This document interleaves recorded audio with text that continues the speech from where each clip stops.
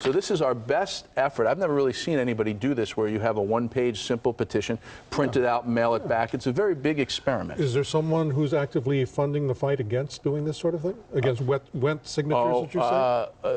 You mean who's funding the fight against electronics? Yeah. You know, we haven't really seen it. It's just that the legislature, well, the last bill on this was vetoed by Governor Pete Wilson.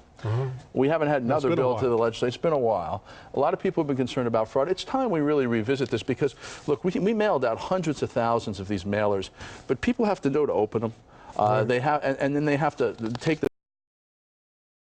fill it out. They have to take the time to read it. Maybe they'll stick in a contribution, let us mail back more.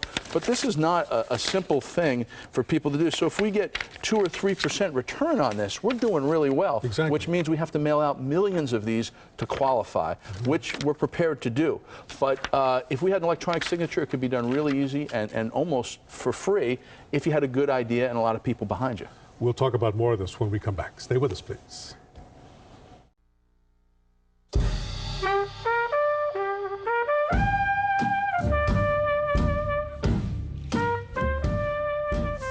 Well, first of all, there's our guest, Jamie Court. He's the president of Consumer Watchdog.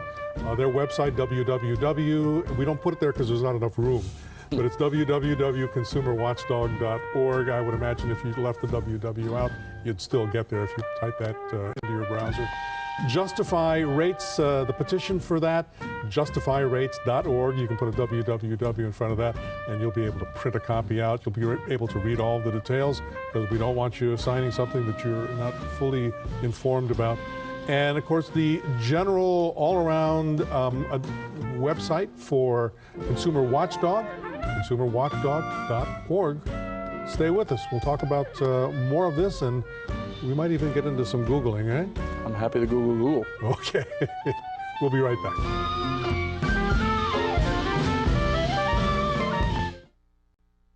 This is Midday Sunday. Jamie Court from Consumer Watchdog is our guest today. We're talking about the effort to put on the November ballot a proposition which would allow us here in California to decide if the insurance commissioner should have the ability to say no to rate hikes by health insurance companies the way he does for auto and home insurance companies. I couldn't have said it more concisely. So, we were talking about costs. You were talking about, well, we talked about history. Prop 103 was the initiative campaign. You need to get 500,000. You have the 500,000 valid signatures to qualify an initiative for about 505,000 valid, which means you usually have to get, you know, another 40%. You usually need to get, so you need 800,000. Now, when we did it by mail with 103, the validity rate, the valid signature rate was like 90% or more, because we're mailing it to registered voters. The people who are returning it are registered voters. So assuming there's no fraud, you needed less. But they got almost all the signatures by mail. And we're trying it again because, between mail and email, because we want to, number one, build a list of people who are interested in this. Number two, give people the chance to read it at their own speed, not in a shopping center. And number three, it's cheaper. We don't have $2 million to go pay for the signatures the way an interest group would. Yeah, and we can take a look at the initiative here. This is where you can find it online at justifyrates.org. Apathy. Apathy is always a huge problem here in California. How does that play into the signature gathering effort? Well, look, we have a one-page petition. It's printable, it's returnable, but we need people to actually do it at justifyrates.org. One way we're reaching them is voter emails. Registered voters often provide their emails. It's a public record, and we're actually emailing 2 million voters to let them know that they can go to justifyrates.org. Emails actually going out from Senator Feinstein to the voters, letting them know the website exists, letting them know the petition's available. Now, I have those emails because they're public record, the way I get mailing addresses that are public record when we want to mail to registered voters. It's a public record. But the Secretary of State, the county registrars have these all the time.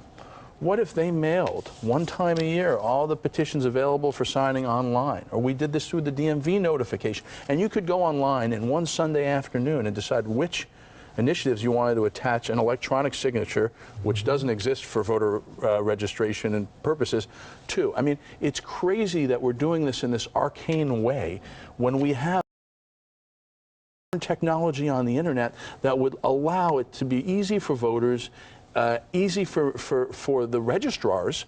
They won't have to process all that paper. They could process electronic. It would save the state money. I don't know why serious-minded reformers won't embrace an electronic signature voter ballot measure signature gathering mechanism, and it's something I think it would save the state an enormous amount of money. It's something the lieutenant governor should be behind. Just like when you were working on Prop 103 and you had to get you got more signatures than needed just in case.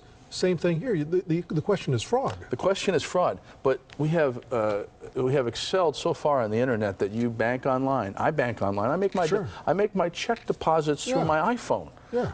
If you can do that, there is a VeriSign fraud-proof electronic signature you can attach to your voter registration card and use. It could be an optional program, a pilot program. There actually is now a electronic signature for commercial purposes that you can sign a contract online with a verified electronic signature. It can be made even easier for voter registration files. I think the public would love it. Are there any states that currently do have this? No. Maybe it'll be California leading the nation, as we often do? We have the tech companies right here who have developed the innovations that allow us to bank online, book our airlines online, do everything online, except we can't sign ballot petitions online. We should be able to vote online one day. But we really should. There is a way to do it without increasing fraud, the possibility of fraud. Well, of course, because we all bank online and it's safe. Yeah, I know, but